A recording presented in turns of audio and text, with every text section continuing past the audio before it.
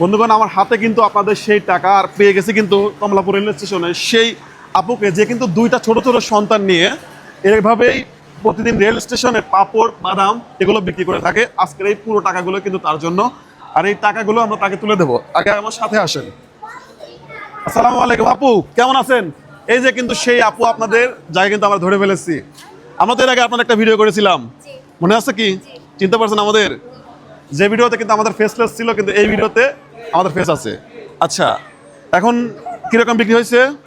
এই যে আমার হাতে দেখতে পাচ্ছেন অনেকগুলো টাকা, এই টাকাগুলো কিন্তু আজকে সব আপনার।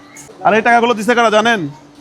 এই টাকাগুলো দিছে হচ্ছে আমাদের অডিয়েন্স ভাইরা, যারা হচ্ছে আমাদেরকে আমাদের মাধ্যমে বিশ্বাস করে। আমাদের এক ভাই হচ্ছে সৌদি আরব প্রবাসী, সে দিয়েছে 2000 টাকা, আর বাদ বাকি 5100 টাকা দিছে হচ্ছে আমাদের সব অডিয়েন্স মিলা।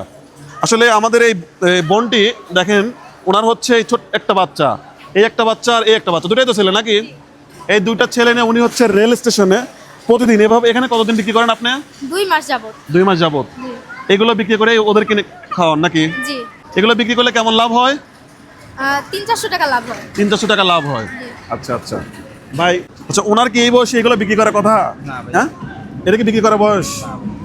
আচ্ছা, যাই হোক, আপনার ব্যবসা চালান কত? 500 টাকা। 500 টাকা। জি। 500 টাকা দিয়ে ব্যবসা, মানে ইচ্ছা থাকলে উপায় হয় কিন্তু।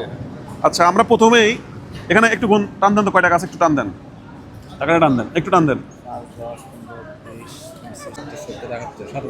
7100 টাকা। আচ্ছা, আপনার হাজবেন্ডের কি হয়েছে? মানে আপনার হাজবেন্ড আপনার সাথে নাই কেন? উনি নেশাগ্রস্ত, তো এই জন্য ওনাকে তাড়াই দিছি। ওনাকে তাড়াই দেওয়া হয়েছে, জি। এই জন্য। উনি আর আপনার কোনো খোঁজ খবর নেয় না? না। আপনাদের ছেলের ভরণ পোষণও করে না? না।